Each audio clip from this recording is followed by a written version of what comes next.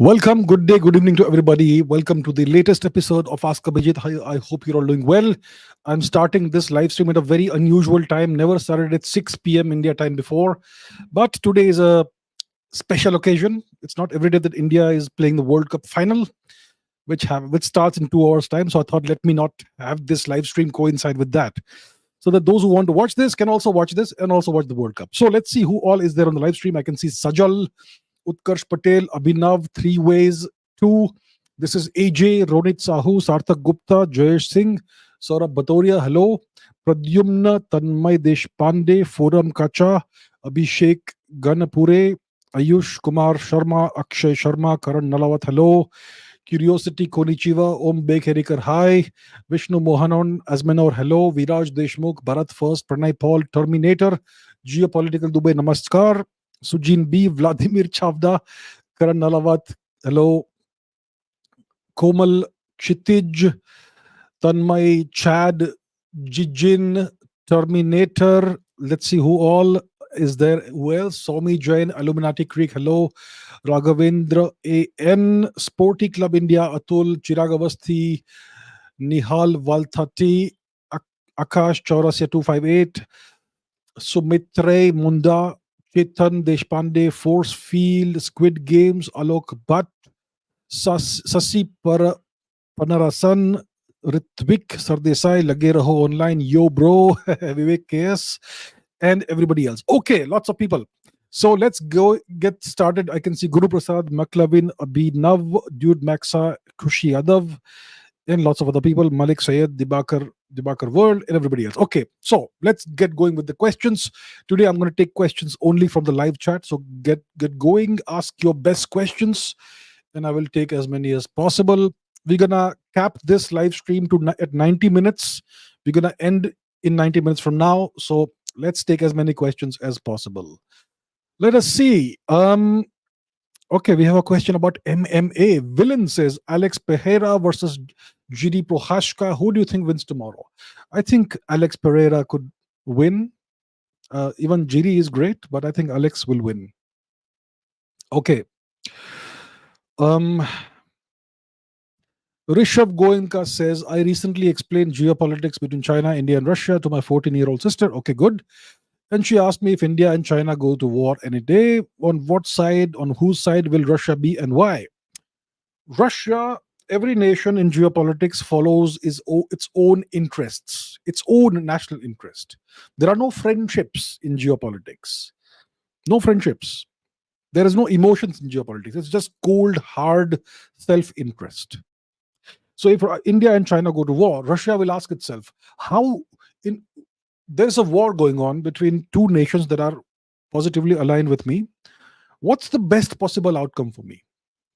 That's the question Russia is going to ask itself. There's no friendship here. Okay, there's no friendship in geopolitics. So if India and China go to war, Russia will make a show of being neutral. Russia will say that we are friends with both of you. Please don't fight. Do a ceasefire. And then go to the negotiating table and do diplomatic talks and figure out, resolve the differences through that. That's what they will say. That will be the official position. They will not support India. They will not support China. But from a deeper perspective, they will want neither China or India to suffer too much damage, because both nations are important to Russia. China is a long-term threat and adversary for Russia. India is not a threat, and India is more of a long-term partner for Russia. But they don't want China to get hurt too much also, because China is their bulwark against the US right now, primarily. So ideally, Russia will want India and China not to go to war. And if the nations go to war, then Russia will want a very rapid ceasefire. And in the long term, Russia wants India to do better than China. But they don't want China to get destroyed in any way, because China, well, it is one of the major barriers for Russia when it comes to counterbalancing the West. It's complicated. So if India and China go to war, Russia will not take any sides. They will urge both nations to go to agree to a ceasefire. That's what they will do. All right. Geopolitics 101. Okay, let's see some other questions. I can see lots of questions. Uh, Ojas says, I've seen lots of people on Twitter, mostly Christians and Muslims. Okay, if you say so, that propagate the flat earth theory. Is there any single scientific fact that suggests the earth is flat? There is no scientific fact that suggests the earth is flat. That's your straightforward answer. The earth is not flat. Okay, so let people believe whatever they want. That doesn't concern us, does it? There is absolutely zero evidence that suggests that the earth is flat. All the actual hard scientific evidence demonstrates that the earth is roughly spherical. Okay. uh, Piyush says, can you update on the Azerbaijan Armenia war? There's not a war going on. There isn't a war going on right now. There is significant hostility on both sides, but right now there's no war. Azerbaijan has gobbled up plenty of Armenian territory, but right now there is no war, so that's the update. But in the long run, I'm sure that Russia and I'm sorry, not Russia, Armenia. I'm sorry, Turkey and Azerbaijan will want to wipe Armenia off the map of the earth. In case some of you don't know where these nations are, let me quickly show it where this region is. It is the Caucasus region. You know where India is? Go westwards, cross, go past Iran, and then you have the Caucasus region between the Black Sea and the Caspian Sea. This region. And then you have these two nations here of Armenia and Azerbaijan. So east of Armenia, you have Azerbaijan. West of Armenia, you have what is now called Turkey. Turkey. Okay. And Azerbaijan is an ally of Turkey. You could say it's a proxy of Turkey. And Azerbaijan has gobbled up plenty of Armenian territory in recent years. And in the long run, Turkey would like Armenia to stop existing so that it can connect. It can get a direct connection with Azerbaijan and nations like Turkmenistan, etc., which are all Turkic nations. So that's the deal. Right now, there's no war going on, but that is the overall objective of Turkey and Azerbaijan, to wipe Armenia off the map of the world and finish what they could not complete 100 years ago, the Armenian genocide. I know the Turks won't like me saying it, but it is a fact. They did conduct a series of genocides, which collectively is called the Armenian genocide, beginning in the last quarter of the 19th century and ending before around 1920 or so. The major last wave was 1915 or thereabouts. Okay, what else do we have? Okay, this is a hypothetical question. Listen, my opinion doesn't make any difference in the world. Chirag says, do you believe Alexander the Greek would have conquered more land and territory than Genghis Khan if he had lived into his 70s or 80s like some of his generals? None of his generals conquered that much territory. His greatest general was Seleucus Nicator, who carved out a decent empire with the help of India, with the help of our emperor Chandragupta Maurya. But even the greatest of Alexander's generals did not carve out a major, gigantic empire. Nothing compared to that of Genghis Khan.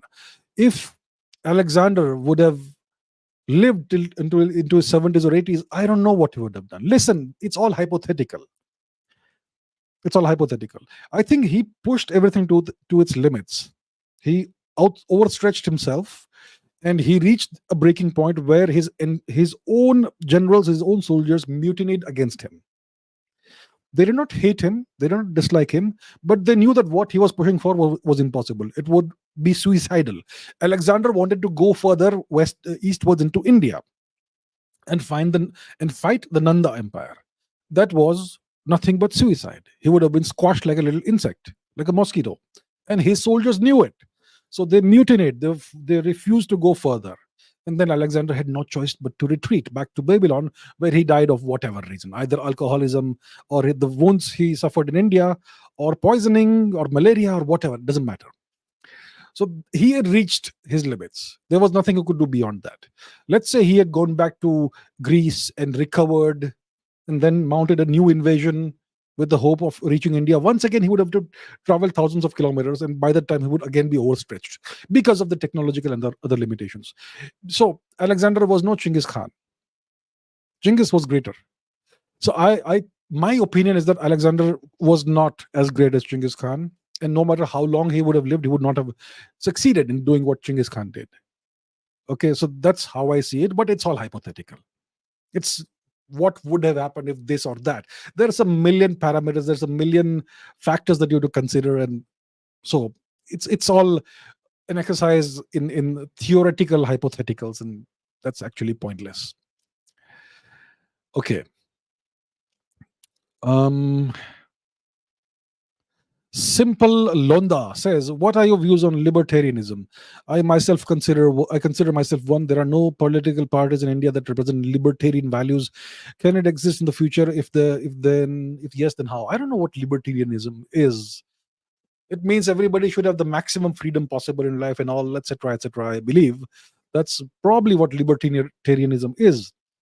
Look, when I was what, 18, 19, 20, I probably would have been what you call a libertarian.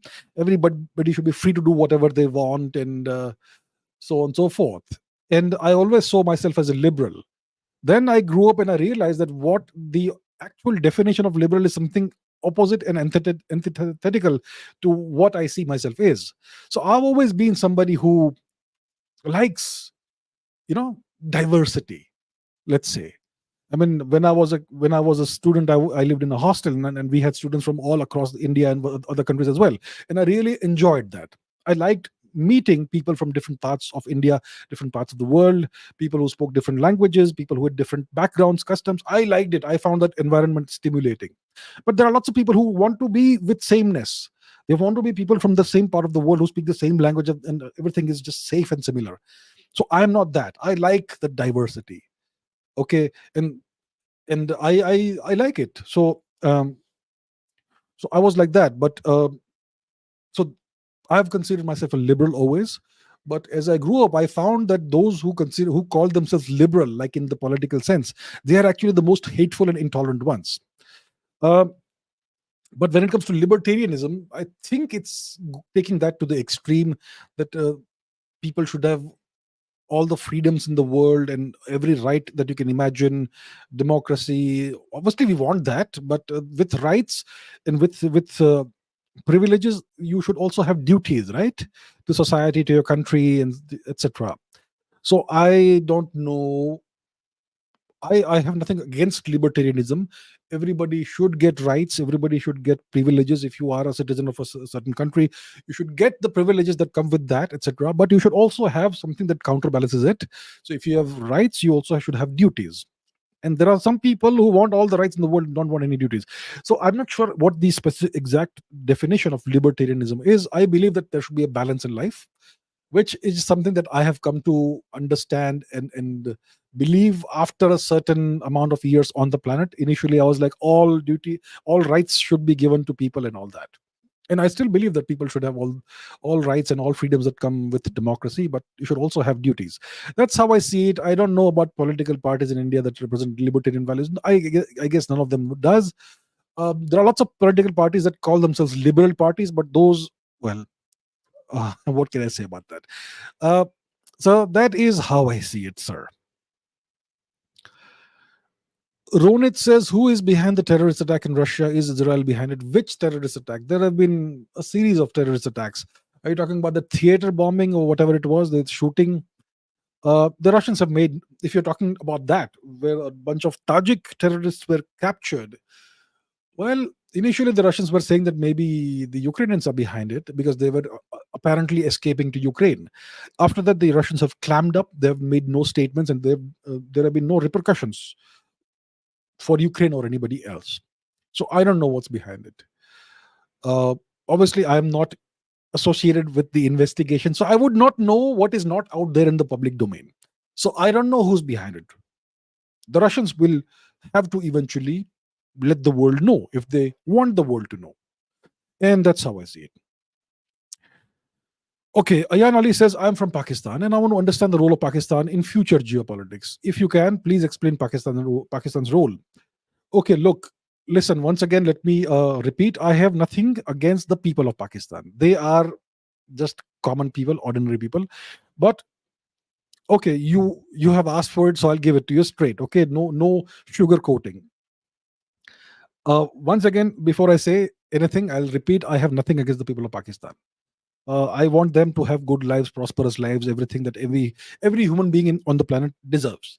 Now, when it comes to the nation of Pakistan, The way I see it, I see Pakistan as an artificially created nation.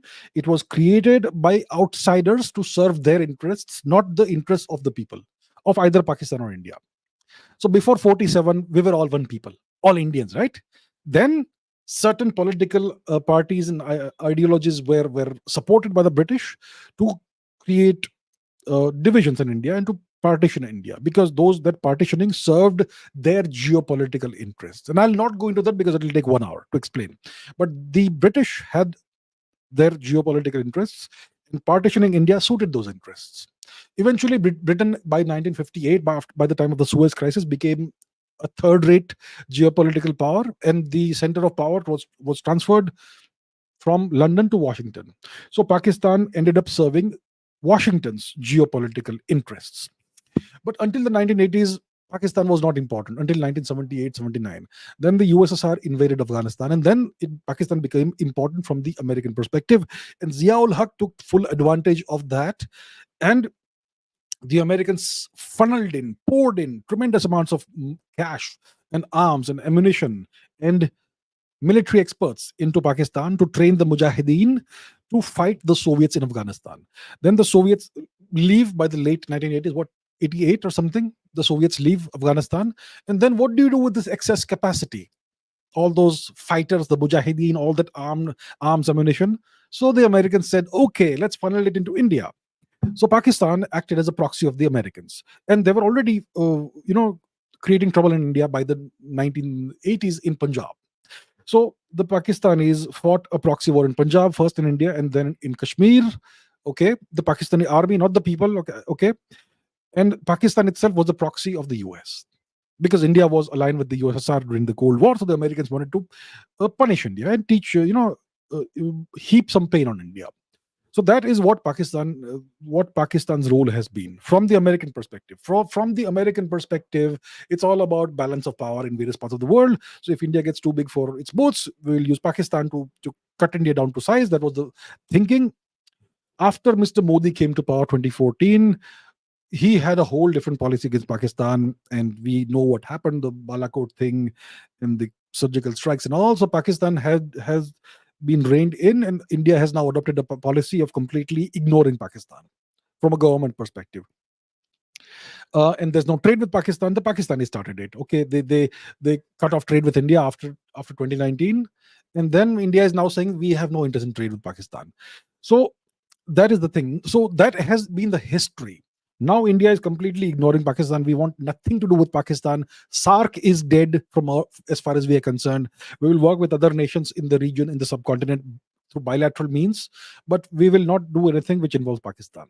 That is India's perspective now. I think it's the right perspective, because Pakistan has been the epicenter of global terrorism, and Pakistan has been bleeding India for decades with America's help.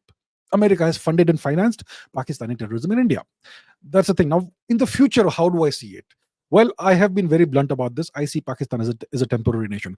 Pakistan will continue to exist as long as America sees some utility for Pakistan, and China sees some utility for Pakistan. But once America feels that Pakistan has no value anymore for us, I think Pakistan could break up, because there are too many centrifugal forces within Pakistan which are pulling it in different directions. There is the Balochistan issue. Balochi people are not happy with the Pakistan army, the way they are treating the Balochis. The Khyber Pakhtunkhwa, they want to reunite with Afghanistan with good reason. Then there is Sindh. GS Sindh has been going on for such a long time, and so on. There are so many of these factors in Pakistan that will pull Pakistan in different directions. So Pakistan is an artificial temporary nation that continues to exist with external help. The people of India had never voted for Pakistan, whether it is the Hindus or the Muslims. Okay, and whatever election happened was under foreign occupation, which means it is not a free and fair and legitimate election. If Hitler conducted an election in France during his occupation of France, would you call it a free and fair election? It's not a free and fair election. Similarly, the elections that the British conducted in India in the 1940s or whenever, they were under foreign occupation. These are not free and fair elections. And those elections were then construed later on as a referendum for Pakistan. Who are there to decide that? India should have been given independence, and then we could have had our own referendums. But that's not how it happened. So the way I see it, it's an artificial temporary nation. It will, at some point in the future, break up. I hope it happens. I don't want India and Pakistan to go to war. I don't want anything bad to happen to the people of Pakistan. But Pakistan has been bleeding India for decades. I don't see a good future for it in geopolitics. That's just how I see it. Okay. If it hurts your feelings or anybody's feelings, I don't mean to, but this is just how I see it. And I'm talking just logically, I'm not talking emotionally. Okay, so that's how I see it. I wish you, your family, your people the best. You used to be part of us, but today you are a foreign nation and you have been bleeding us. So you can't expect us to have all good feelings for you.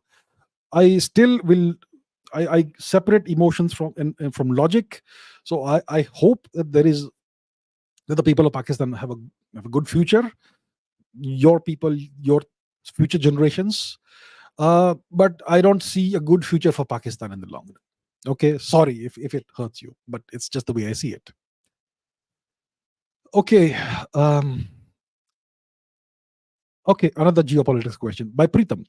Is it strategically beneficial for the US to grant statehood to Guam, considering its existing alliances with Japan and South Korea as counterbalances to China in the region? I would say the Americans will never give statehood to Guam because Guam is extremely important for America. Now, let's talk about where Guam is in case most of the viewers don't know.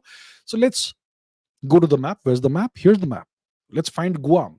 So, now for a change, we go eastwards from India, from the subcontinent region, east, and we come into the North Pacific. Okay, and from North Pacific we're gonna search for Guam, and here we have Guam east of the Philippines. It is, you could say, in the Philippine Sea, south of the Northern Mariana Islands. This is Guam. Now let's take a deeper look at Guam. Okay, um, this is Guam, and you can see that there are at least 3 airports on Guam. There's one here, there's another one here, there's a third one here. This may not be that active or operational, but there you have it. And you will see a very good naval facility here. Okay. A very, very strong, robust naval facility. US Coast Guard forces, etc., etc. And there's another one I expect in the south. So there is something here, but it is not that much of a naval base. So Guam is a military stronghold, okay, of the United States.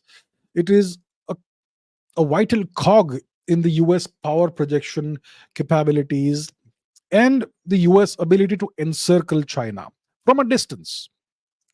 So there are 3 island chains that we speak about, and Guam is part of the second island chain, which includes the Northern Mariana Islands, etc., etc. So the question is, should the US give statehood to Guam, make Guam independent? Is it strategically beneficial to the US? And the answer is straightforward. It is not strategically beneficial for the US to relinquish any kind of control over Guam. Okay?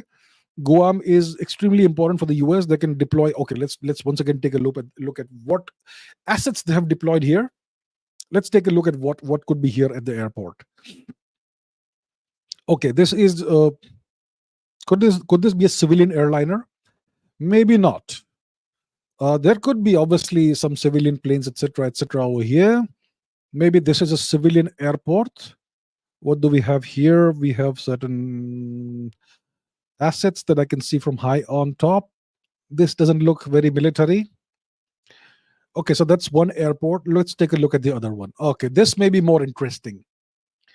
So the US obviously can land any kind of aircraft here, including extremely long distance, extremely heavy strategic bombers. Now, this obviously is where you would deploy fighter planes. You don't see them here because those could be hidden away somewhere. Perhaps these look like nice little hangars. There's not a lot of hardware visible here, is there? Maybe a little bit. This looks like one of those military planes. Yeah, it's gray. What else do we have? What else do we have? Okay, it's all nicely. Okay, you can see some more military assets. These are heavy duty bombers, obviously, strategic aircraft. I'm sure if I spend more time digging deep, I'll find more stuff. But okay, let's not do that. The point is, Guam is extremely important. The US can deploy any kind of aircraft over here, including extremely long distance, long range, and very heavy strategic bombers and whatnot, fighter planes, etc. They have a very good naval facility there, so the US can have aircraft carriers and submarines coming in there. Why would the US give that away? Why? It's like the Americans giving up Diego Garcia in the Indian Ocean region, from which they can project power over India and the whole region. Why would they give it away? Why?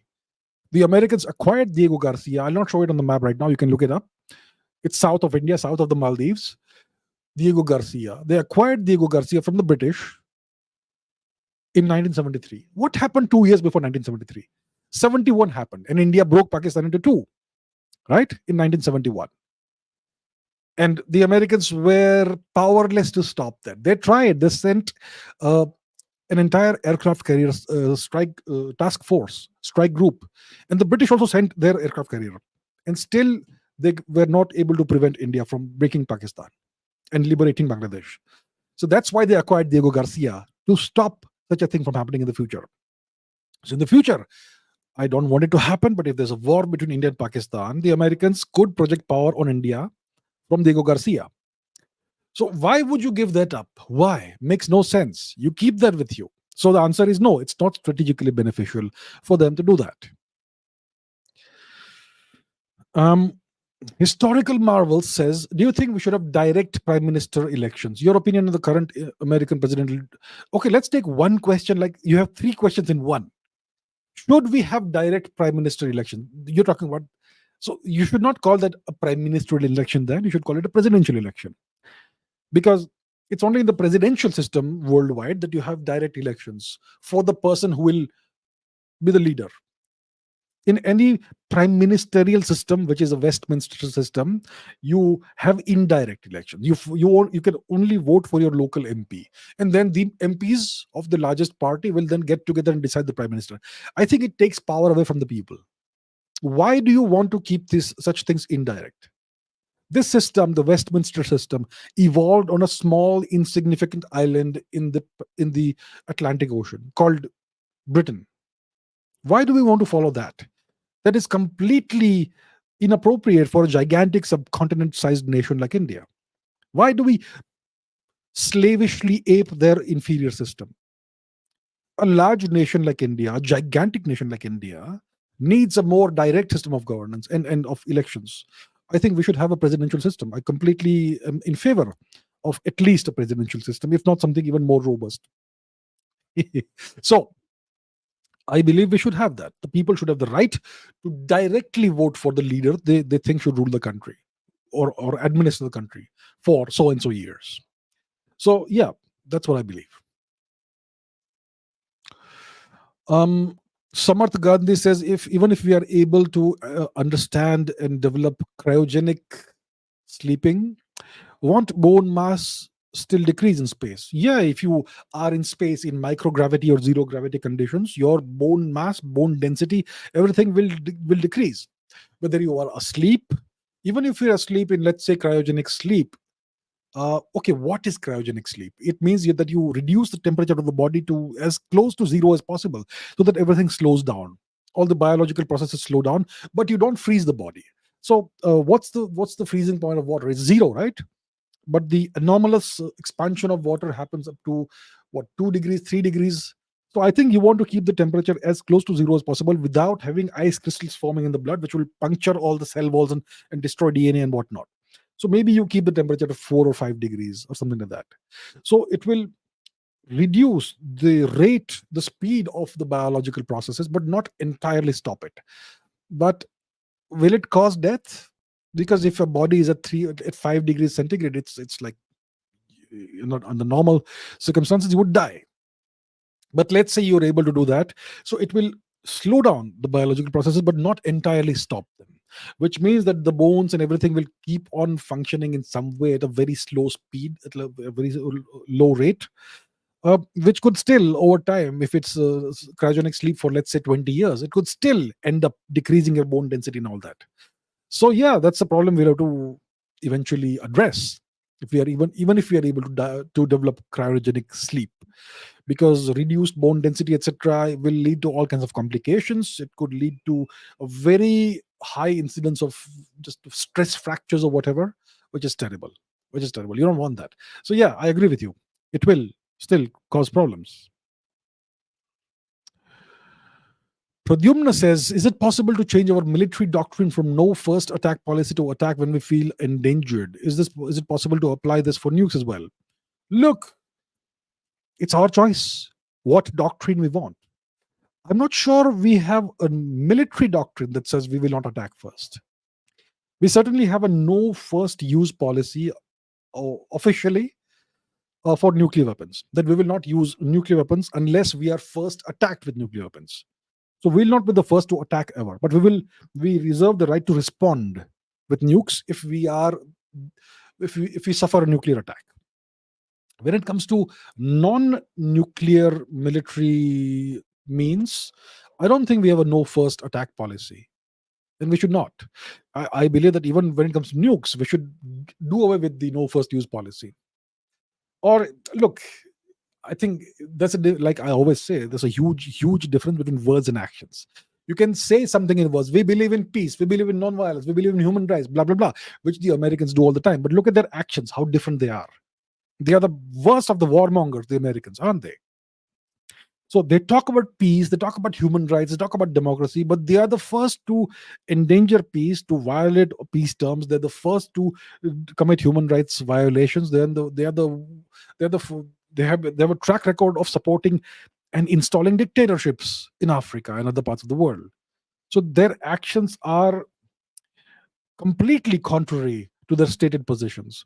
So when it comes to a nuclear policy, we can have a stated no first use policy, but if in the future, if we feel threatened, why can we not use nukes first? So there is a public set of pronouncements, and there's something you will actually do. So I think it's okay to have a stated nuclear no first use policy, and you don't have to adhere to that in the real world. So yeah, but if you actually are planning to adhere to a no first use policy, I think that would be really stupid. So we know that, according to the UN conventions, etc., according to what they call international law and all that, chemical weapons are prohibited, biological weapons are prohibited. But we know for a fact that all major powers are developing all these weapons and the stockpiles of such weapons. But officially they'll say, no, we don't believe in this. So it's just like that. Okay, next. Malik Said says, suggest some must-read books for 18-year to 22-year-olds. Listen, if you ask me about books, I will remember nothing. I've read so many books in my life that nothing will come to my mind. I have a couple of videos. If you look at this channel, you go to the videos and you look at the oldest videos. I think one of the first couple of videos I made on this channel in the very beginning was book recommendations.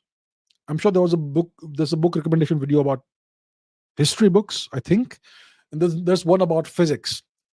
But if you want, in the future, I could make a video showing the books I have here, and then you can pick and choose whatever you want. I have a tremendous amount of books, way more than the ones you see over here. So in the future, I could do a bookshelf tour. I think people have been asking that for years, and I've not done that. So I could do that. But right now, if you ask me on the spot, I'll remember nothing. I've read so many books that they've all got mixed up in my head, and I remember next to nothing about that. And I never had the taste of an 18-year-old or 22-year-old. Even as a kid, I used to read books that adults read. So what I'll do eventually in the next few weeks, I will do perhaps a bookshelf tour of the books that I can show you, not the books I can't show you, because I have some classified books which I will not show anyone. But the ones I can show you, I will probably do a bookshelf tour. So please have some patience, and eventually I'll do that. Because there are some books that you can't show. Classified books, if you know what I mean. Everybody should read classified books from time to time, if you know what those are. Okay, Vijay says, why do you say China is a threat to Russia? Okay, have you seen the news of late? The Chinese, you know that they have been renaming places in Arunachal Pradesh to Chinese names. You know that? They've been doing that provocation for years. They take a bunch of I don't know, geographical places in Arunachal Pradesh, and they give them Chinese names, and they include that region in their map, in Chinese territory, as Chinese territory in their maps. They've been doing that to India for a long time. Recently, India went ahead and renamed some places in Tibet to Indian names. Now, the Chinese have done that to Russia also. In 2023, I believe, they put out a map in which many parts of Russia were Chinese. Okay, parts of Russia's Far East. So when it comes to whether it is I don't know what places they were, but I think somewhere near Vladivostok. Vladivostok is here, and so on. They renamed some of the Russian places to Chinese names. So that is one thing. So they are reopening old territorial disputes that they had with Russia. And then you must remember what happened in the 1960s. I think in 68 or 69, the Ussuri River clashes, which was almost war. Okay, the Chinese and Russians went to, these were battles that happened for the control of an island in this region. I mean, the border here between China and Russia, there's a river that demarcates the border, and that river is called the Ussuri River. Let's go deep down. This is the Ussuri River, as you can see on the screen. And there were Ussuri River clashes, I think in 69. Hundreds of soldiers died on both sides. And as a consequence of these clashes, Russia, the USSR, had actually decided to nuke China, to launch a nuclear attack on China. It was decided. And the Americans came to know about this, and they threatened Russia with a counterattack, nuclear attack, if the Russians attacked China. And that's why the Americans saved China from being annihilated by Russia. So that's the history between Russia and China. And if you look at Russia's biggest neighbor with a common border, it is China. And it's a border that's thousands of kilometers long, at least as long as the Indian border with Tibet, if not more, definitely more, I think. And there is a territorial dispute there. When two large, powerful nations have a common border, they can never be friends. That is an iron law of geopolitics. Okay?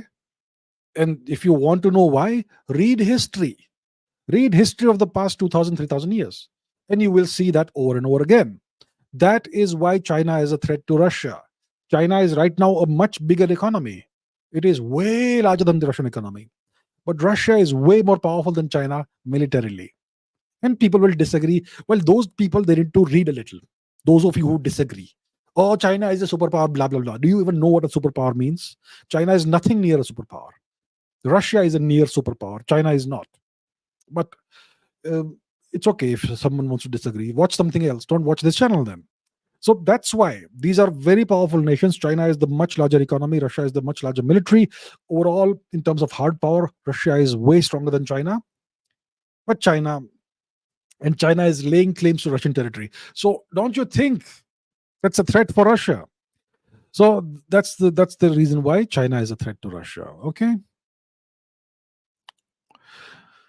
V26 says, do you think Hinduism will spread more rapidly to Russia and the US in the coming years? No, I don't think so.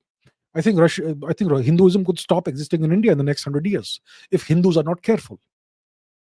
Okay, look at the number of religious buildings that are coming up in India. What are the major religions in India today? Hinduism is the old religion. Yes. Then you have Islam, and then you have Christianity. These are the two other main religions in India, apart from Hinduism, apart from the dharmic religions. Now, look at in the past 10 years, which religious structures are cropping up over India? Do you see new Hindu temples being constructed? No. But when it comes to the other two Abrahamic religions, you will see lots and lots of new structures coming up all over the place, which means these religions have all the money and they are building. I am not saying I have anything against X religion or Y religion. I'm just telling you what's happening. These religions, their religious structures are coming up everywhere. How many new temples are coming up, Hindu temples? Next to none. So I think forget about other countries. Hinduism will cease to exist in the next 50 to 100 years in India itself. And you people are just sitting and all happy and all complacent. And this is such processes have happened in the past, in other civilizations. Look at where Indonesia is today. Look at where Egypt is today. Look at where Europe is today. You think Christianity is a European religion? Really? You think so? Look at where Persia is today. So India could go down that road soon enough. So forget about Hinduism spreading outside India. I think Hinduism, if India is not careful, will cease to exist in India itself. And the government of India is doing nothing about that, which is disappointing. Um, Brijesh says, how big was the Hastinapur Empire? How do you know Hastinapur was an empire? What is the Hastinapur Empire? Hastinapur was a city. It was not an empire. So yeah, look, we are talking about the Mahabharata era here, right? It's hard to say how big which kingdom, which empire was. There was no empire as such in India at the time. Um, there were many kingdoms, and we know when the war happened, the Kurukshetra war, when it happened, you had two alliances, the Kaurava led alliance and the Pandava led alliance, and lots of other kings from other places came and fought on both sides. So even the Kauravas and the Pandavas were not the rulers of empires, they were rulers of kingdoms. But that war, it shaped the future history of India, which we are living in to some extent. So Hastinapur was a kingdom, it was not an empire. I think it was the capital of the kingdom, and it was not very big as far as I know. Obviously, we don't have sufficient information to delineate the boundaries and all that.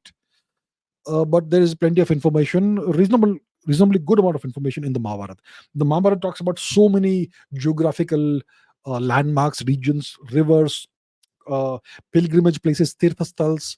It talks about pilgrimages, it talks about migrations, it talks about voyages, it talks about hundreds of kingdoms and cities and towns, it talks about forests and so much more. So it's a treasure trove of geographic information. So I don't recall right now how large was the kingdom that was centered around Hastinapur. But if you're interested, read up the Mahabharata, the full text, not the abridged versions or whatever. All right. Hmm. Um, okay, physics. Vishnu says two questions. Firstly, is the singularity at the center of a black hole the same as the point before the Big Bang? If not, how are they different? Look, we don't know what was there at the moment of the Big Bang. According to some versions of how we see things, there could have been a singularity, a point like singularity of infinite density, infinite curvature, infinite energy and mass density, etc. That's one possibility, but singularities are actually non-physical because they are where mathematics breaks down. So the singularity at the heart of a black hole, which arises as a consequence of the solutions of Einstein's field equations of general relativity, those singularities actually are telling us that your field equations are actually not entirely correct. They need some modification, maybe at the quantum scale. Okay. So maybe even at the heart of a black hole, at the center of a black hole, you may not have singularities. Singularities are non-physical. Singularity means you're dividing by zero. That's why it's throwing up infinities. So most likely there may not be a singularity even at the center of black holes. And then if singularities are unphysical, then maybe even at the instant where the Big Bang happened, maybe it was not a singularity, maybe it was somewhere else, something else. And there are theories like loop quantum gravity that tell you that the smallest volume that is physically possible is of the order of about 10 raised to minus 97 meters, which is shockingly ridiculously small. That's the cube of the Planck length roughly. Yeah. So according to loop quantum gravity, there was no singularity, and that was the smallest area volume possible. And there was a big bounce or something like that. So the question you're answering, there's no real answer to that because we don't have sufficient information. We don't have sufficient information about the moments right after the Big Bang, and we don't have sufficient information about what lies at the center of black holes, because the black hole, any black hole, is shrouded by this mysterious thing called an event horizon, and we can't look beyond that inside a black hole. Otherwise we would know what the internal structure of black holes is like. Right now we don't know what's inside a black hole. There could be a singularity, there could be strings, there could be something else, there could be a gas, there could be, who knows, an entire universe inside or something. So we don't have the answers to these questions, and that's why physics is so interesting and it's so important. And there's so much more research that needs to be done in physics, so much more progress that's possible in physics. That's why physics is fascinating. These are the deep, profound questions that keep physicists interested. Big mysteries, gigantic mysteries. It's like a detective search, a detective quest. There are some clues, vague clues here and there, and we're trying to piece them together and figure out what is the solution. So yes, you ask any physicist of reasonable intelligence, he or she will tell you we don't know the answers to these questions. But that's what makes it interesting. All right. Dawa Sherpa says, why is Saudi Arabia investing so much in sports? They are spending millions of dollars in football, boxing, golf, etc. People say it's sport washing. What is this? Look, once you are prosperous, you want to increase your nation's prestige. And one of the best ways to increase your nation's prestige worldwide is to have excellence in competitions with other nations. And a typical example of competitions between nations is sports. Why did the USSR invest so much in sporting excellence? The USSR was a sporting superpower. Why did East Germany spend so much in its sporting programs? Why is China investing so much in sports? Because these nations understand that it is important not just to be prosperous and all that, but international prestige is also very important. And that is something India's politicians lack. India's politicians care nothing about India's prestige. I'm not talking about the current crop of politicians. I'm talking about historically the Indian governments have completely neglected sports. We say that hockey is our national sport. Well, what have we done about hockey? What about football? The most popular sport in the world. What have we done about football? We have an Indian We have an Indian football league, right? Which runs for a month or two. Very low quality. Why can't we have the equivalent of the English Premier League in India for football? Why can't we have that? Why is that not happening? Because Indians simply don't care. The people want that. The people want sporting excellence, but the people with the power and the money, they simply don't care. And when it comes to hockey, why don't we have a hockey league like the IPL? Why not? And why is the IPL something that runs only for 2 months, like a small carnival? A proper serious sports league should run for 8 or 9 months, and then you should have a 3-month off season. That's how a serious sports league runs. And when it comes to cricket, for example, why don't we have an IPL that lasts 8 or 9 months? And you could even have one ODIs in that or something. I'm sure it will capture the imagination of the public. I mean, if you have the EPL, English Premier League for football, that runs for 8 or 9 months, and it's the most watched league in the world, why can't we replicate the same for football, for cricket, for hockey, and other sports in India? And imagine how much employment it will generate. Imagine that. It's great for the economy. You'll have more stadiums. You will need so many more coaches. You will need medical professionals. You will need trainers. You will need people who will take care of the lawns and stuff. And you will need so much more sporting goods. You will need manufacturing. Imagine it can run an entire economic ecosystem. These are the benefits, the non-prestige benefits of sporting excellence, of having an entire ecosystem of sports, of various sports, whether it is mixed martial arts, boxing, kabaddi. Why not turn kabaddi into a worldwide phenomenon? Why not? Why is there no such ambition in India? Why are people in India so unambitious? I just don't get it. Why don't we aim to be the best in the world in sports? We have 1.4 billion people. We have people of all kinds of genetics and abilities. We will beat everybody in the world. We'll wipe the floor with China. The average Indian is physically superior to the average Chinese. The Chinese are winning gold medals all over the place. Imagine if you empower Indians, what they will do. We have the potential to be a sporting superpower, to be the number one sporting superpower, greater than all the European Western nations and greater than China. We have the potential. We don't do it. Saudi Arabia understands this. That's why they're investing in sports. They're importing athletes from the African nations, Muslim athletes from the African nations. So if you look at the not just Saudi Arabia, even the other Arabic countries like Oman, etc. If you look at their sporting teams in the Asian Games or Olympics or whatever, most of their athletes are of African origin. They're Muslims or they convert to Islam. and they represent these countries, because these countries want the prestige they want. And when you travel abroad, if you are from a nation which produces great athletes that are admired worldwide, you are respected.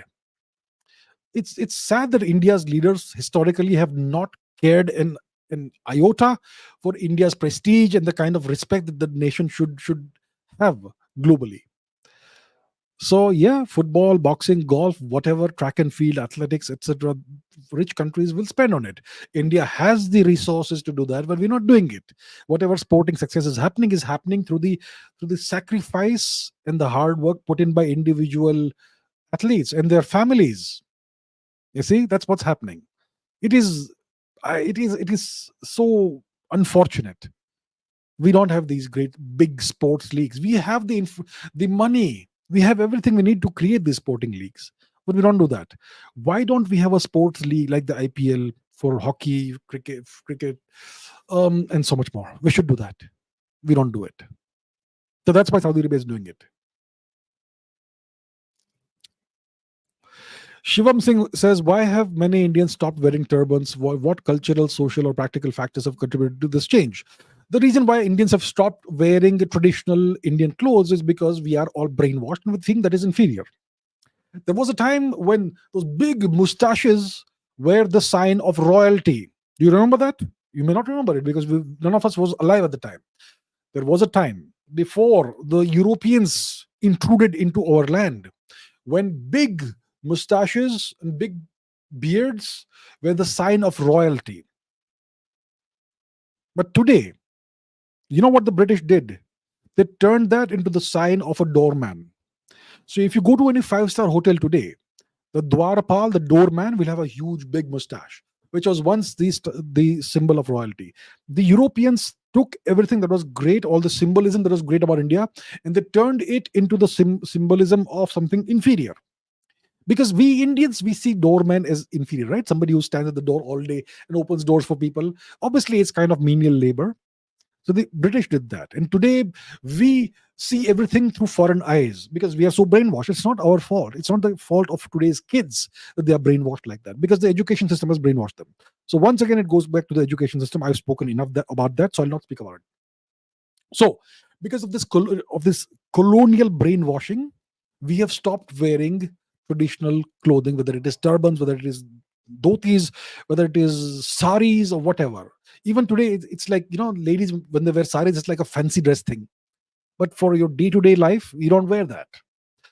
And I don't blame people for that, because European clothes are probably more convenient. Life is so much faster, more hectic today. You want to just throw something on and get out of the house and go work, go slave away for 12 hours, right? For somebody, make your company rich while you slave away. So that's how it is. So on the one hand, you see it as something inferior, something traditional, reserved for fancy dress occasions. And secondly, it is not as convenient. In the past, life was more leisurely. India was a land of plenty. India was a land of prosperity. So you did not have to slave for 12 hours a day working for somebody. Everybody had their own profession. India was a totally different society, which is not described to us in our textbooks. What was daily life in India like 1,000 years ago, before the foreign invasions and occupation of India? What was Indian society like 1,000 years ago? They simply don't tell us. They will only tell you that you have a nation, a civilization of inferior people, of backward people. So that's why we see everything that is associated with Indian culture as backward, and that's why we don't want to wear it. So look at me, I'm wearing what? This is foreign dress. Yeah, but we just used to it. Convenience. All right. Lisa Rose says, why have Indians always not been united in history, and when the culture was so rich and advanced and the people were very intellectual, considering their great works and texts? It's because of the size of India. I'll tell you what. Today we are used to cell phones. We're used to this instant communication. I'm talking on air, and you can watch this wherever you are in the world in real time. That did not exist even a century ago. That did not exist even in 1990. And 100 years ago, there was no telecommunications, there was no radio, no telephone. So it was extremely difficult to administer a large kingdom, forget about an empire. I can't imagine how Chandragupta Maurya, how Ashok, how Kanishka, etc., administered a gigantic empire, a subcontinent sized empire. How did they do it? How do you control everything? How do you get reports about what's happening? Takes a month to get a report from Gandhar if you're sitting in Patliputra. And yet you're able to do that. So it was very difficult. It was only people of immense capability who could administer an empire. That's why it's been so rare in India. We have these imperial cycles. You had the Great Maurya Empire, when you had people of incredible talent, like Emperor Ashok, like Chandragupta Maurya, etc., who were able to unify the whole subcontinent. Then you had the Kushan Empire, someone like Kanishka the Great, one of the greatest emperors we've had. Then you had the Great Gupta Empire, who again unified India.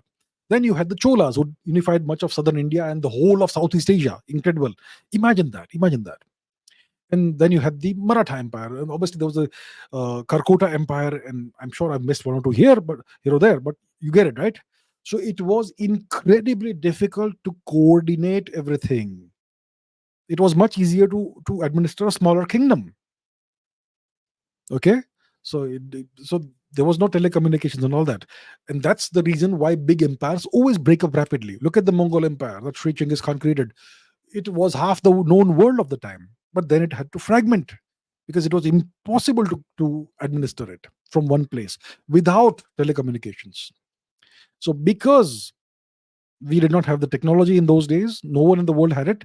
That's why it was very rare for the entire subcontinent to unite, despite having the same culture, the same religion, the same intellectual advancements, science, mathematics, etc. But we do not have telecommunications, electricity, and all that. That's why India was typically uh, an, a civilization of multiple kingdoms, and only once in a while was it consolidated into a single empire. Okay, it's because of the technological limitations we had at the time. So if the emperor wants to visit, if the emperor is sitting in Patliputra and he says that I want to go to what's the city, Pushklavati, Peshawar, Purushpur, whatever, or I want to go to Kapisa, Kabul, or I want to go to somewhere in southern India, it would take him 2 months to get there. Today the prime minister can just hop into a plane and in 3 hours is there. In the past it would take 2 months, 3 months. That's how difficult it was. So these are the reasons why it was so hard to unify the entire subcontinent. Giuseppe Di Fraia says, when a person is born to the time to die, life is filled with violence, bloodshed, competition for scarce resources, and fighting for survival.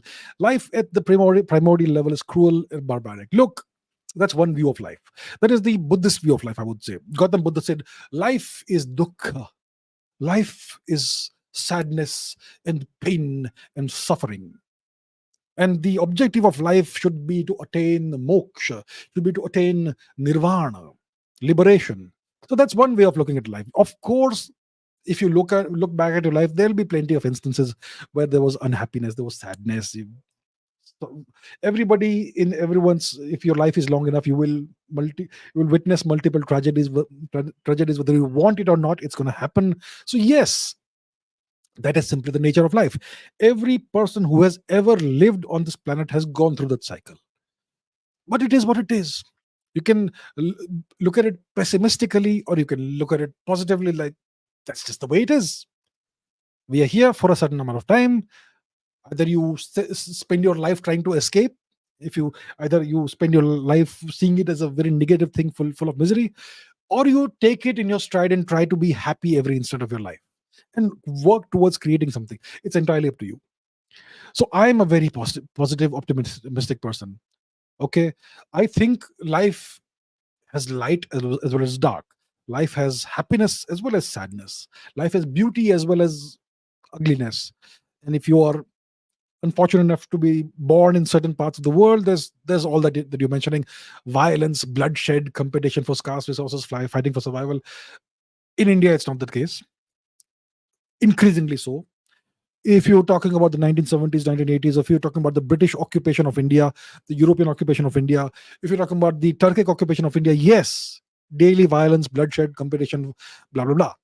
So we are now actually in a good place in India, at least. I'm not sure where Giuseppe Di Fraia is from. Looks like Italy, but If you're from Italy, well, you don't have that.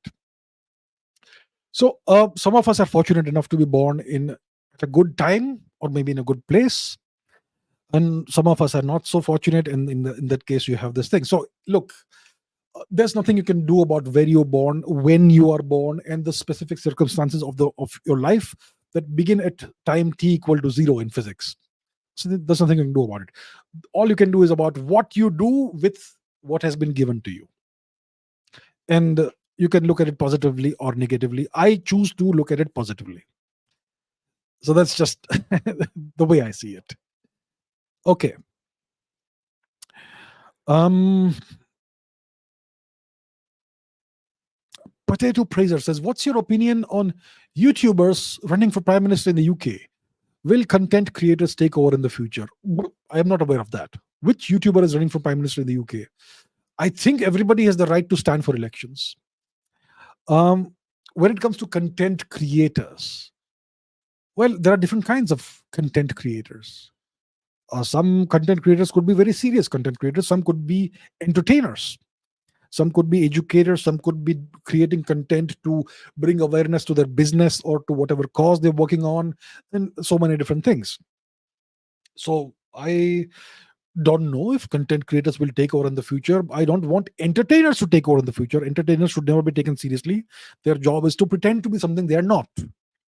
And we know what Shri Vishnugupta Chanakya, where is the book? Somewhere here, Arthashastra, what he said about entertainers. He said entertainers should be taxed heavily and kept far away from society. Pay them well, tax them heavily, and keep them away from society. Entertainers should never be role models. And look at today's India. We are doing the exact opposite of what the great Chanakya said. We are idolizing entertainers. Entertainers are entertainers. Their job is to pretend to be something they are not. How do you know that they're not pretending at any given point in time? It is their profession, pretending. It's what they are best at. So my point is, entertainers should never be taken seriously as politicians or as leaders. Today we have, okay, listen, I have nothing against any specific person, but you have more of this happening. Entertainers are getting into politics.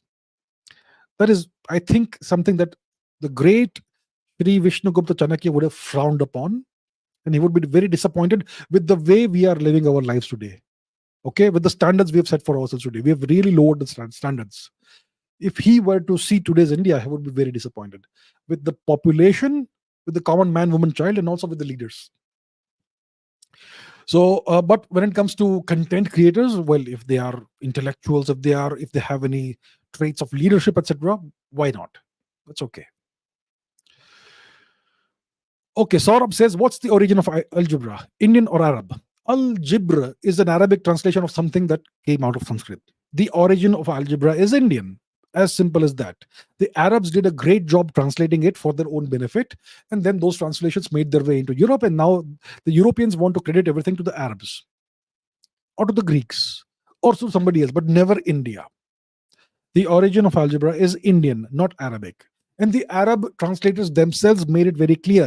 Kitab al-Hisab al-Hind, or whatever the name of the book was. They had multiple books that in the title itself credited India. So these were translations from Sanskrit into Arabic, and then into Persian and whatever else. So the origin of algebra is 100% Indian. Samarth Acharya says, "No disrespect to cricket, but why aren't other sports promoted in India?" I don't know. I would like to see other sports promoted. I really enjoy hockey. I enjoy martial arts, boxing, wrestling, all that stuff. I enjoy shot put. I enjoy javelin throw. I enjoy sprinting or whatever, track and field. I would like to watch rugby. Why not rugby? Why not swimming? I would love. I love sports. I would like to see all sports. Why not tennis, table tennis, badminton? Okay, badminton is doing reasonably well in India these days because nothing succeeds like success. We had Saina Nehwal who started succeeding, and then you had Sindhu, PV Sindhu, great girl who's doing tremendous work in her field. Praneeth and some other players. So we're doing well in badminton. We're doing reasonably well in table tennis, and there's so much more we can do. Yeah, so I also, no disrespect to cricket, but I completely agree with you. Why aren't other sports promoted in India? Because I don't know why. I don't know why. We have the ability to play other sports. Why isn't football promoted in India? Football could take off and become a gigantic phenomenon in India. So could hockey, if you have the same EPL format, not the IPL format, but the EPL format. So yeah, I would like to see it. I don't know why. McLevin says, have you watched Chandu Champion? That movie says a lot about our rotten system. I have not even heard of it.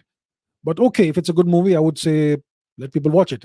I kind of have given up on Bollywood and OTT series and all that. I don't watch a single Hindi serial of any kind. I don't watch Hindi movies anymore, except for the very rare occasion where I will watch something. But yeah, so I don't know what's going on. Who are the current actors, actresses, stars, superstars?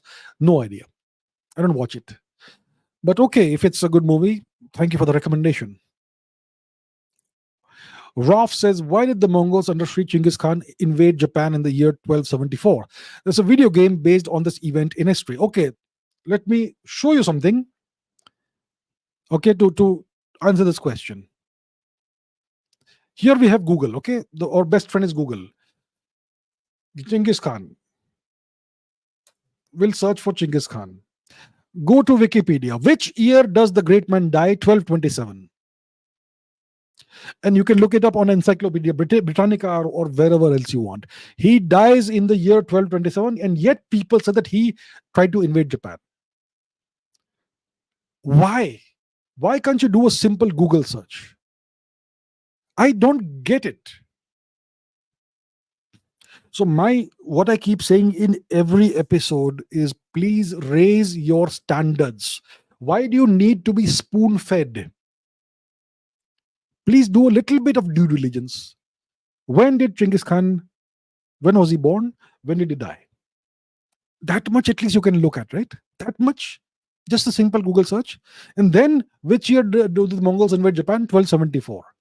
Which is about 50 years, half a century after he dies. And yet most people, they come to me and say that, oh, Genghis Khan, you said that Genghis Khan did not lose a single military campaign. What about Japan? He lost to the Japanese. Are you kidding me?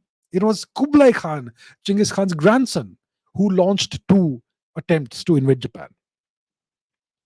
So why did Kublai Khan did that? Maybe he wanted to expand his empire. It wasn't Genghis Khan who did that. It was Kublai Khan who did that.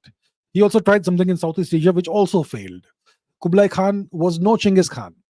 Okay? There you have it.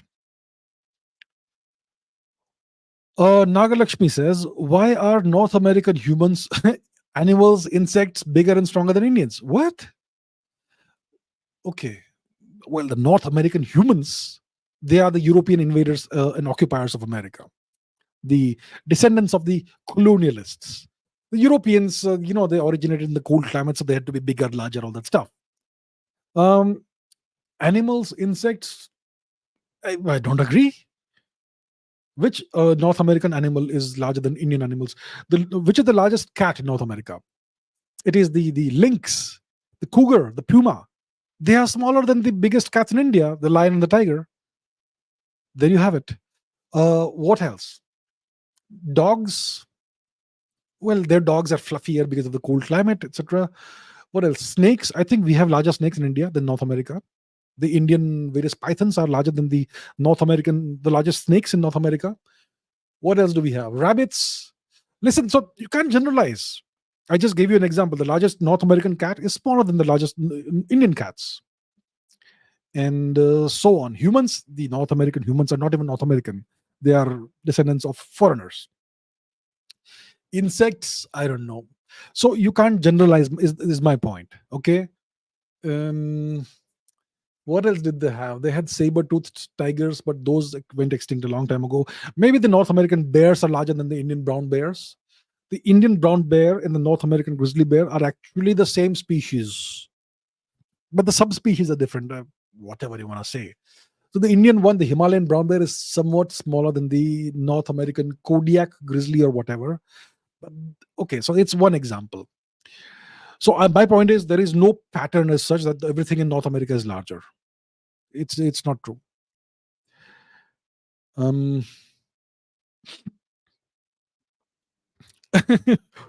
Mr. Redbird says, what's your opinion on the disastrous American presidential debate that happened a couple of nights ago?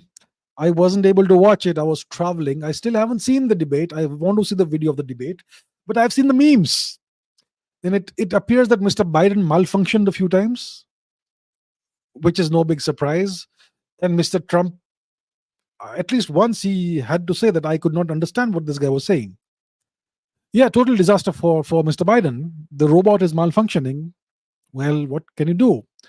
Uh, Even Obama had to tweet something about that one failed debate is not the end of the road or something. So even he had to admit that Mr. Biden failed and he lost the debate.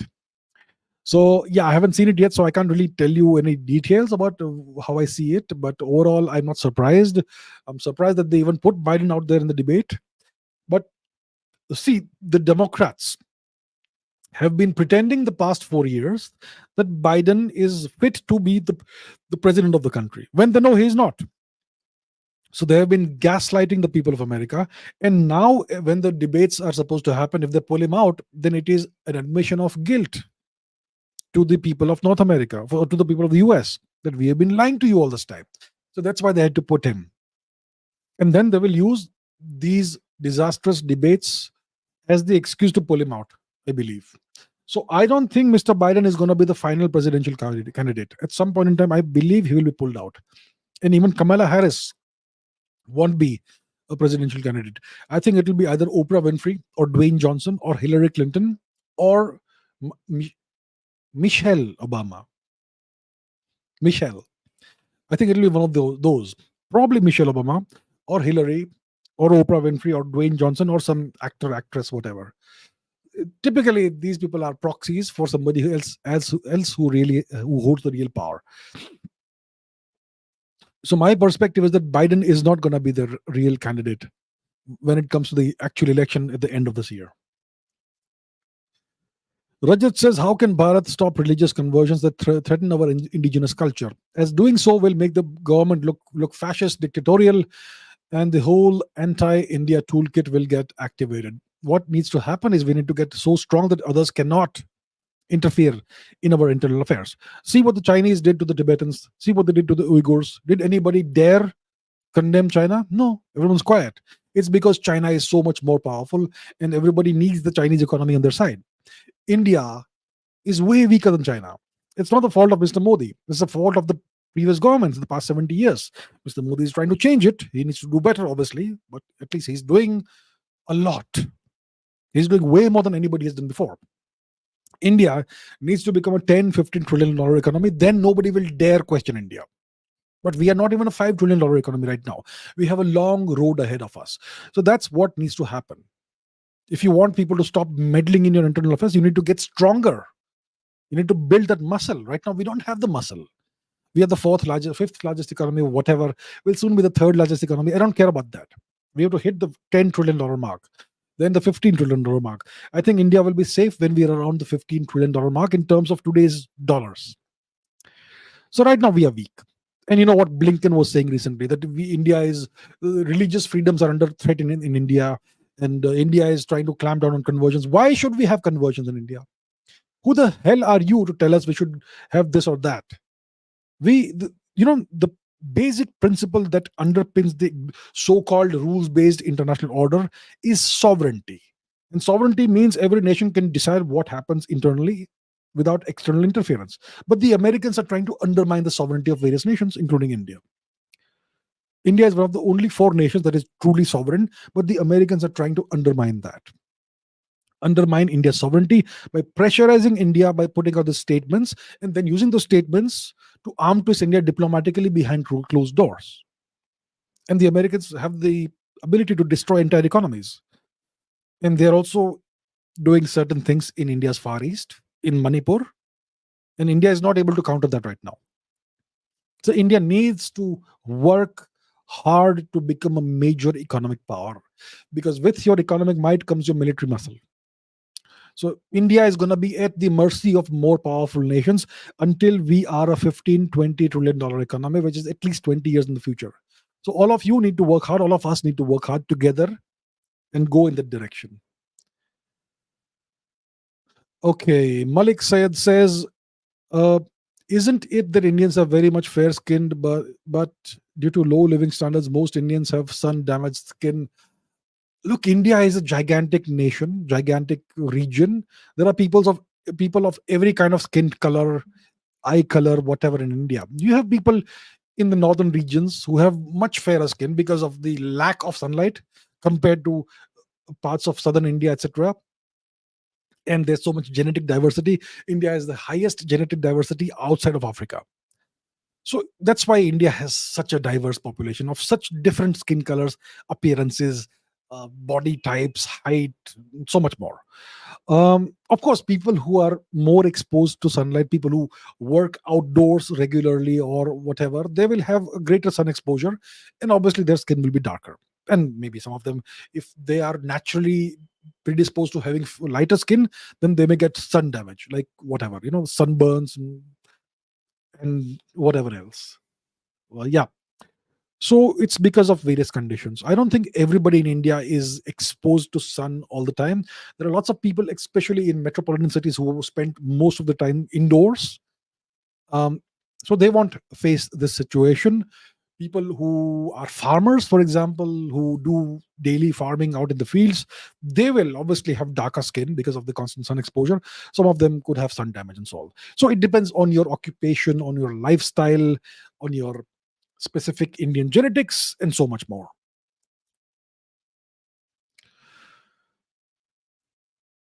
Hello, I'm drunk. Drunk. Says, do the Vishnu Priya Manipuri people share the same history as the Meitei people? Probably not too much. Okay. There's a whole dispute and controversy over there on who are the true Manipuris. I'll tell you what. The true Manipuris are the people of Manipur, the Meiteis of Manipur. Vishnu Priya Manipuris, probably not that much. Okay. Let's take a few more questions, then we will end at the 90-minute mark. We will not talk about fusion weapons being tested on populations of people. Okay, it's not appropriate to discuss that. Okay, so I will not take that question. Himanshu Parik says, "Bhai, ye bata do, India World Cup jitegi ya nahi?" Yes, India is gonna win. We're gonna win. The World Cup the final match starts in about what? 40 minutes. India is gonna win. No offense to South Africa. Anybody from South Africa who may be watching, no offense. We are great friends of South Africa, but this World Cup final, India is gonna win. I have watched a few World Cup finals. Which was the last one I watched? I watched the 2011 World Cup final that India won. I watched the 2007 T20 final that India won. Joginder Sharma, if anybody remembers him, he took the World Cup winning wicket with his final ball in international cricket when Misbah ul Haq played that weird shot. Iconic moment. So I believe India is going to have another great moment today. Ask History says, could you give some tips on how Indian Hindu citizens can save Hinduism? Practice Hinduism, connect with the other Hindus, and so on. It is our ancient culture, religion, everything, the oldest religion in the world. Obviously, it deserves to exist far into the future. And just saying that doesn't mean that I have anything against any other religion. It's my religion. It's the religion, the civilizational religion of the entire subcontinent, the world's oldest religion. It is a global treasure. It should thrive. So my point is, reconnect with your culture and heritage. What are your sacred texts? Read them. Familiarize yourself with them. Make sure that your friends and relatives read that and spread it. And if you have money, build temples or whatever, right? That's how we do it, through actions, not by talking. So yes, what needs to happen actually is that rich Hindu people should invest actual money in strengthening Hinduism in society. Maybe build more temples or whatever. Indian history says, why doesn't Modi replace Gandhi with Netaji and revamp the education system? I think Mr. Modi has to answer that question. I cannot answer on his behalf. I don't care about the symbolism of having Gandhi on the currency notes. There are civilized countries where the great scientists like Euler, like Einstein, etc., are on the currency notes. That's what a civilized country does. Having politicians everywhere. In India, every stadium is named after some politician or the other. I'm not naming any specific stadium. I'm saying generally, if you look at stadiums in India, they are named after various political figures. Currency notes, you only have Mr. Gandhi. Listen, I can't answer this question. Only Mr. Modi can do it. Revamping the education system, it's a very tough job. It will take at least 20 years, maybe 50 years. You got to start it somewhere. You've been in power 10 years. You didn't do a thing about that. Your new education policy is a joke. It doesn't address any of the real issues. So I think only Mr. Modi can answer that question. I can't.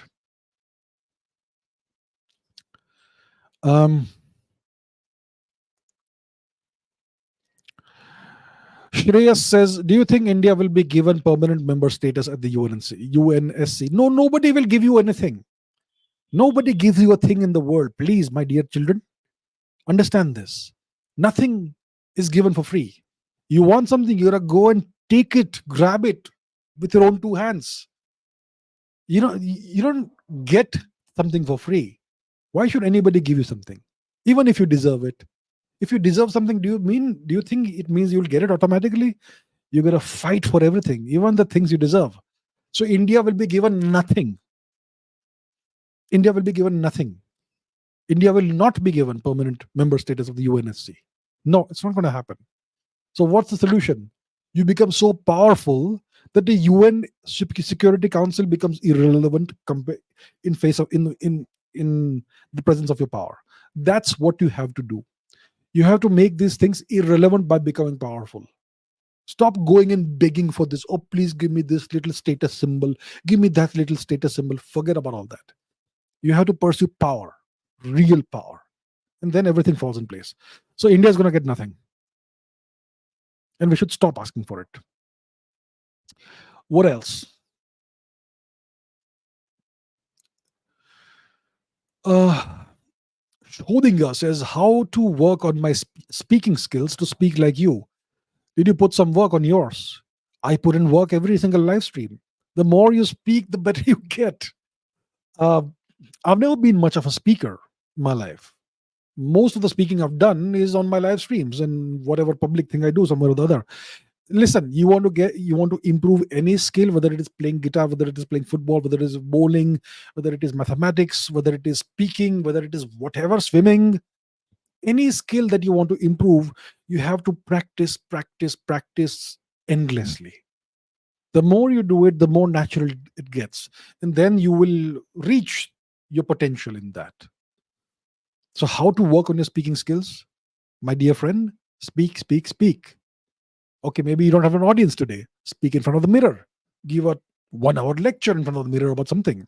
And find a bunch of friends and force them to listen to your speeches. And then as you get better, you can do it in front of bigger audiences, and so on and so forth. That's how we do it. The key to improving your skills is to practice endlessly. The more, the better. That's how we do it. Speaking or whatever. Rakshasi Rajhayaj says, why did settler colonialism, similar to what happened in the US, not take place in India during British colonial rule? Because of the Indian population density. And the Europeans could not tolerate the Indian climate, which was too harsh for them. And India had a significant population density. When it comes to North America, what's the number of North Americans, natives killed? Between 50 to 100 million. But it's an entire continent-sized piece of land. India is a subcontinent-sized piece of land. India was even then probably the highest, it had some of the highest population densities in the world. So what, around 1800 or something, what was India's population? Unified India, the whole subcontinent, including Gandhar, including Pakistan, Bangladesh, etc. The total population of India would have been 300 to 50 million. Today, it is way more than that. And China would have a similar population density in those days. So India was already highly populated. It had a climate that the Europeans did not really like too much. It was too much. It was way warmer for them than they could tolerate. And so that's why they did not want to settle down in India. They wanted to simply extract India's resources. And that's what they did. When it comes to North America, the climate was more to their taste, more to their liking. And maybe the people there were less numerous. The population density was much lower. And over time, they just got rid of the people. Yeah, so that's the reason why. And I'm sure there are more points you could bring into that. Uh, Ask History asks a question, Indian History asks the same question. Do you think Modi 3.0 will be as effective as Modi 2.0, 1.0? Every Modi term is different, right? Modi, the first term was about the prime minister and his government getting the hang of how things are done in Delhi. Modi 2.0 was about working on building on top of what was achieved in Modi 1.0. Modi 3.0 is different. It's a coalition government. Mr. Modi, for the first time in his entire career, has not acquired a full majority, and now he has a coalition government. It doesn't mean he's very very weak. Obviously, somewhat diminished, one would say, but still a powerful government, I'm sure. And whether he will be effective or not, I think it will determine the future of India. He better be effective. Because if Mr. Modi and his government don't bring in major changes and reforms in India and bring India to a much higher level in the next 2 to 5 years, the BJP won't come to power again. That is a possibility. So I think it is a matter of survival for Mr. Modi and for his political party, the BJP. They better be effective. They better bring in more results than they brought in Modi 2.0, despite it being a coalition government. And there was talk about the first 100 days of the government being very effective and lots of changes happening. Well, we have not seen that thus far, but there's a long way to go for the first 100 days. So my answer is it better be much more effective than Modi 2.0. Otherwise, 2029, big question as to who becomes the prime minister or which party comes to power. And I'm optimistic. Like I've said, I'm an optimistic person. I am optimistic it will be a great term. Okay, let's take one or two more questions and we're done.